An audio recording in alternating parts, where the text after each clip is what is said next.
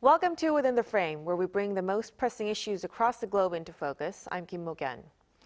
Marking his first 100 days in office, President Lee Jae-myung framed his administration's early tenure as the beginning of South Korea's renewed presence on the global stage and vowed to expand its presence. Let's take a listen. G7 정상회의를 시작으로 한일 정상회담, 한미 정상회담까지 숨가쁜 날들을 이어왔습니다. 조만간 유엔 총회 그리고 APEC도 기다리고 있습니다. 외교 정상화에 만족하지 않고 대한민국의 국격과 위상을 더욱 높일 수 있도록 앞으로도 최선을 다하겠습니다.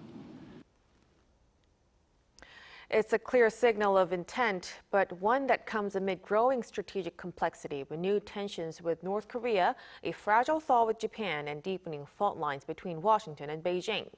Tonight, we examine whether the Lee administration has laid real diplomatic groundwork and how it plans to navigate what comes next. And for this, we invite Hana Kim, associate professor at Seogang University's GSIS. A big welcome. Thanks for having me again.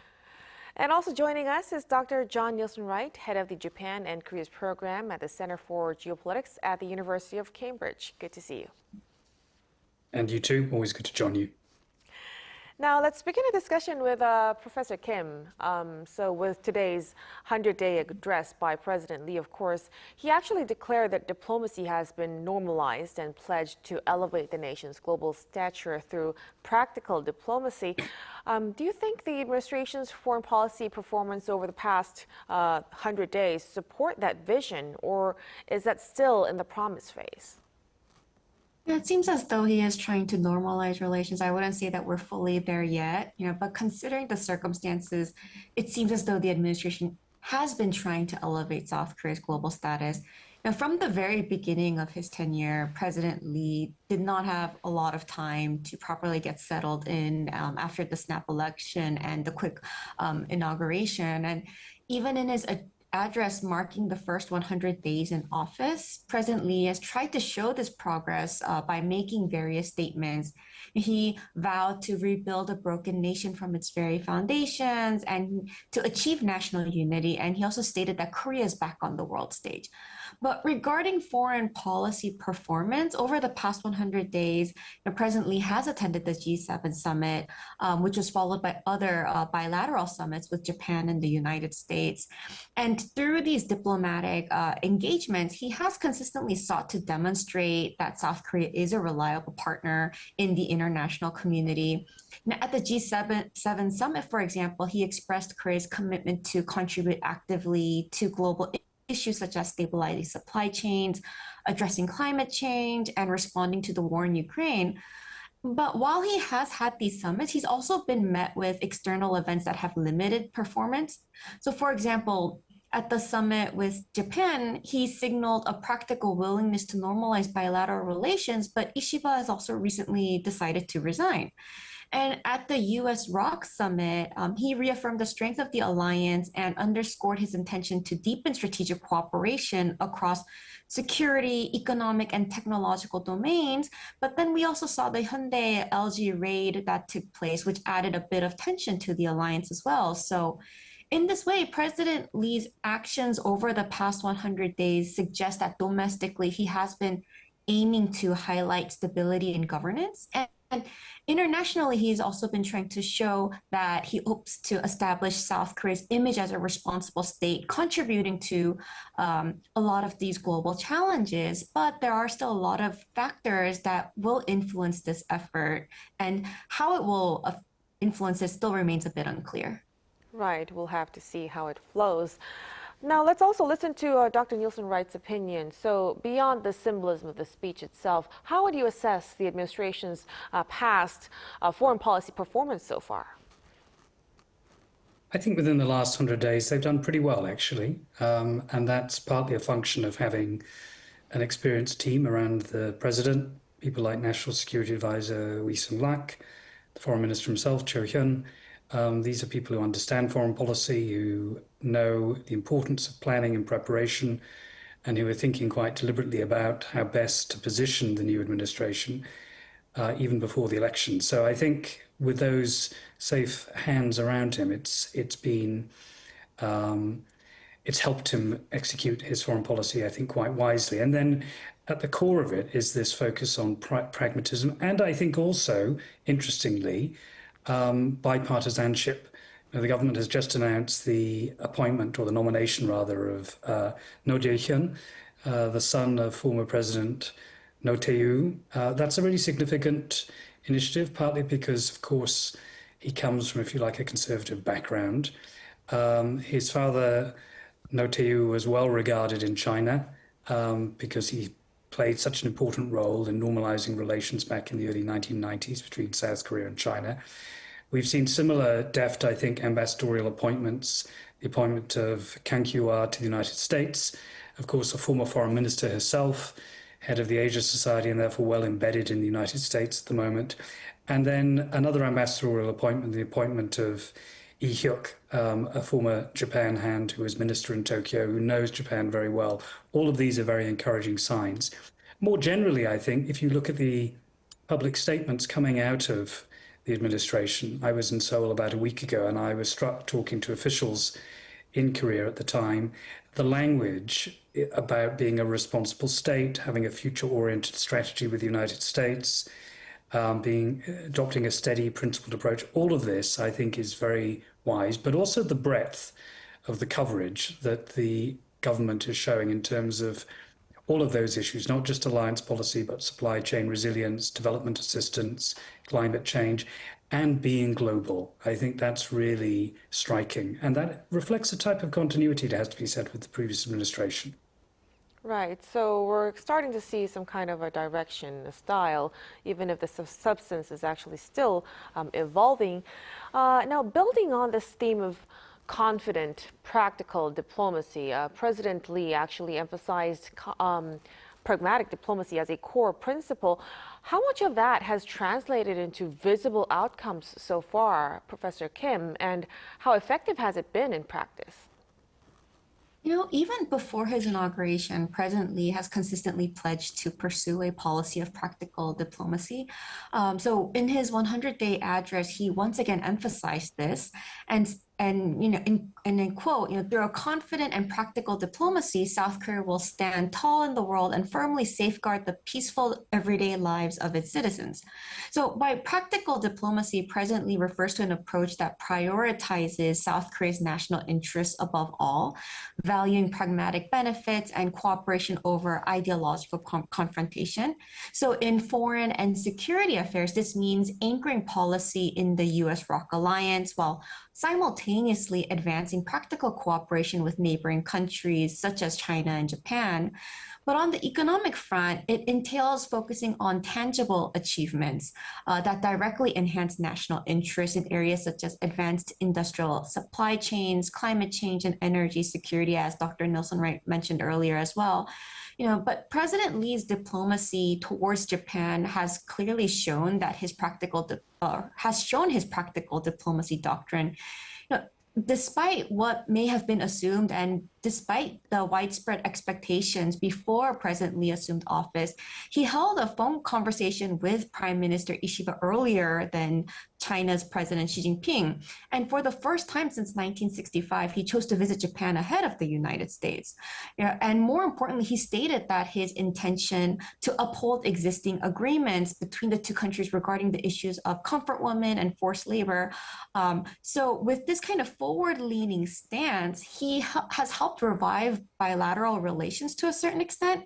And he's also restored shuttle diplomacy between the two leaders and achieved concrete outcomes in areas such as security cooperation and joint responses to North Korea's nuclear threat. So these actions in some really do exemplify his essence in practical diplomacy. Mm-hmm.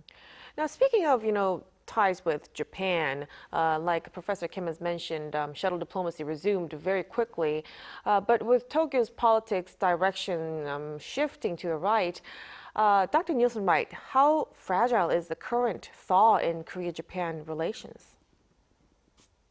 There's no doubt that the change of leadership in Japan reflects, I think, an element of political uncertainty that raises an important question mark. about the durability of the bilateral partnership. But we have two governments, both politicians and civil servants, who are inherently pragmatic. As Professor Kim was saying, early on, the Lee administration demonstrated the centrality of Japan in its foreign policy strategy by making that first symbolically hugely important visit to Japan ahead of the visit to Washington. The last time that happened was in 1961, when then President Park Chung-hee went and met with Prime Minister Ikeda before meeting with then President Kennedy in Washington. So repeating that pattern, if you like, is a sign that the bilateral relationship between America's two most important Northeast Asian allies is really important. And in a way, we've seen an attempt to build on past agreements. The Camp David Agreement of 2023 reaffirmed as part of this meeting between the two sides, but most importantly, learning from one another when it comes to dealing with the biggest player in town, which of course is the United States and Donald Trump. I think looking forward, with Mr. Ishiba now having signaled his intention to step down, and we're looking to a leadership election in early October for the LDP, the question is who is likely to succeed him. And of the candidates who are seen as being in the front running, if you like, Koizumi Shinjiro, the agriculture minister, son of a former prime minister, is seen as, if you like, the continuity candidate. The candidate who would be probably most likely to maintain a cooperative relationship with South Korea. The same is true of another name that's been put into the frame, Hayashi Yoshimasa, the chief cabinet secretary, former foreign minister, somewhat dovish on foreign policy issues, also likely to be very pragmatic. The wild card is Takaichi Sanai, the only female candidate, the heir apparent to late Prime Minister Abe, seen by some as something of a hawk, a bit of a nationalist. I would caution against overstressing that. But there is no doubt, as we've seen in the last few months, a tilt rightwards in Japan. We've seen that reflected in the 3 defeats that the LDP faced and the emergence of this new party, Sanseito, the Participation Party, a populist party, xenophobic, anti-immigration, favoring nuclear rearmament, for example, or nuclear armament rather for Japan. This shift is important, but offsetting all of that are all the areas where Japan and South Korea have common interests, a common threat in the form of North Korea, a common practical challenge of working with the United States, and common areas of cooperation regionally with China through the trilateral mechanism between China, Japan, and South Korea. There are opportunities for closer coordination. And economic trade liberalization, really important given the transactional approach of the Trump administration. Japan has played a leading role in advancing CPTPP. South Korea is now showing more of an appetite to consider joining. That should, I hope, become more of a priority under President Lee, and that strengthens the opportunities for closer cooperation between the two countries. Right. So a lot of factors coming in, and we'll also have to keep close tabs on the leadership election in the future. Now, let's shift our focus to the alliance with the U.S. Dr. Nielsen Wright. The President Lee-Trump summit appeared smooth on the surface, but there's still some unresolved issues like tariff talks and Georgia plant incident that exposed deeper tensions. Taking all these into account, how would you evaluate this alliance right now? Well, it's shaky, I think it's fair to say, given the unprecedented nature of Donald Trump's style of politics, his focus on a very assertive trade policy, very transactional. And of course, the Georgia controversy could have blown up into something far more serious, unprecedented scenes of ICE agents arresting Korean workers at the Hyundai plant. I think we've seen an effort by both sides to dampen tensions, and I've been impressed by how calmly the Korean side has responded to what must have felt like a real provocation.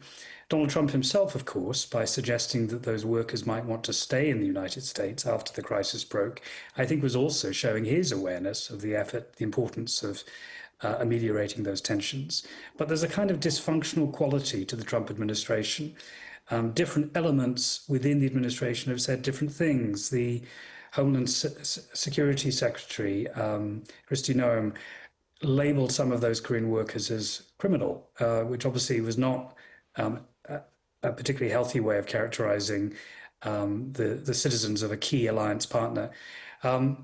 We are now seeing, I think, efforts by the two sides to keep things on track. The summit meeting, of course, in Washington, those scenes of the two men sitting side by side was a great success, I think, for President Lee. He handled that dialogue, I think, with great diplomatic success and aplomb. And of course, a lot of preparation went into that meeting. Some of the efforts to bring business representatives, 16 who accompanied President Lee to the United States, reflects that. The brilliant suggestion of make American shipbuilding great again, I think, played right into, if you like, Trump's need to have that affirmative commitment to American economic interests. It was a good slogan. The devil will be in the details in terms of delivering a settlement that will actually keep both sides on side. And then if that weren't enough, you've got the question of security and big anxiety in Seoul about what so-called strategic flexibility is likely to mean, with the United States now seeming to step back a little from its so-called ironclad commitment to South Korea. Questions about the potential redeployment of American forces off the peninsula, focusing their needs on Taiwan and other areas. This is raising questions about how South Korea adapts to that perhaps more ambivalent approach to alliance relations in the security space by the US. That will require more of a commitment, more military spending, and being more proactive in anticipating how those tensions between the two countries might play out. So considering the circumstances, it seems as though it's quite fragile at the moment. Now, amid this situation, then, Professor Kim, what kind of strategy could South Korea be developing to, protect its interests while evolving with the relationship between ROK and U.S.? And so the relationship is volatile and it is changing quite a bit. And it is true that President Trump has been taking a much more of a transactional approach towards U.S. alliances, including South Korea. And he has repeatedly disregarded, established diplomatic conventions between allies. But at the same time, I think it would be a bit of a mistake to think that Trump acts without any guiding principle. He has continued on the basic principle of America first, which prioritizes U.S. interests above anything else. And this has been consistent. And South Korea has sought to work with this. And one example or representative example is one that Dr. Nielsen-Wright already mentioned, but it's the one where Seoul successfully prevented the excessive tariff hikes by proposing the MASCA, or Make America Shipbuilding Great Again, an initiative. And these types of policies need to evolve beyond short-term crisis management and become the foundation of a long-term strategic direction. So to enhance the sustainability of the alliance, South Korea needs to develop strategies to institutionalize the principle of reciprocity in U.S.-ROK relations. And this would help prevent the alliance from being destabilized by shifts in U.S. domestic politics in particular. But at the same time, South Korea needs to continue to strengthen its own defense self-reliance and cushion against uncertainties stemming from changes in U.S. policy. So enhancing the competitiveness of the domestic defense industry and securing leadership in areas such as cyberspace and new technologies will raise Korea's strategic value amid uncertainties of international and U.S. politics. Right, so developing domestic risk management would also be very helpful. Now, Professor Kim, let's also touch upon North Korea. So by halting loudspeaker broadcasts and also proposing to revive the September 19 military accord, the Lee administration kind of signaled a clear willingness to reduce tensions. But Pyongyang has visibly strengthened its alignment with Russia and China with no specific answer to Seoul's proposals. How would you assess the current state of relationship between the two Koreas? So among everything that South Korea and the Lee administration has been doing for the past 100 days, especially regarding foreign policy initiatives, it really seems as though inter-Korean ties appear to be the most stagnant. President Lee has made repeated conciliatory gestures towards the North, such as halting the loudspeaker broadcast and also proposing to revive the September 19th military accord, just like you mentioned. But Pyongyang has also not responded in kind. Instead, it stressed that the two Koreas are hostile states, and President Lee and the Lee administration in general must have felt some frustration regarding this. And in his meeting with President Trump, he also honestly admitted that his own engagement efforts could not resolve North Korea problems. And he has stated, that the only person who can make progress is President Trump. And this may work in part to flatter Trump, but it also reflects a certain degree of reality. And regrettably, the situation is unlikely to change anytime soon.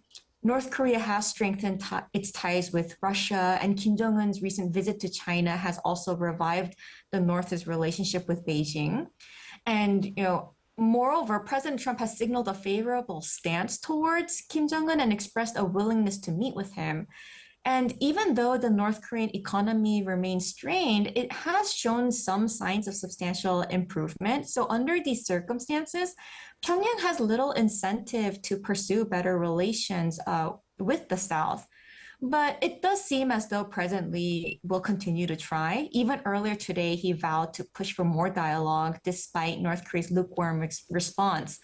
Unfortunately, the cards in South Korea's hands are quite limited. Then, so with this, we know that the summit between President Trump and President Lee President Lee has called for South Korea to become a pacemaker. Based on the administration's diplomatic actions so far, Dr. Nielsen-Wright, how realistic is that positioning? Well, I think the positioning reflects what Professor Kim was saying, demonstrating that South Korea is the junior partner alongside the United States. And that's designed, I think, both to reflect the reality that the United States is a key interlocutor with North Korea. It's also designed to keep Donald Trump on side. I'm sure President Lee, given his progressive credentials, will want to continue to reach out to North Korea where feasible. It's also good pragmatic security policy. South Korea cannot afford to become the spark that prompts a conflict in the region or more widely, and that's a reflection of the increased threat that North Korea represents. So trying to ameliorate tensions between the two Koreas matters.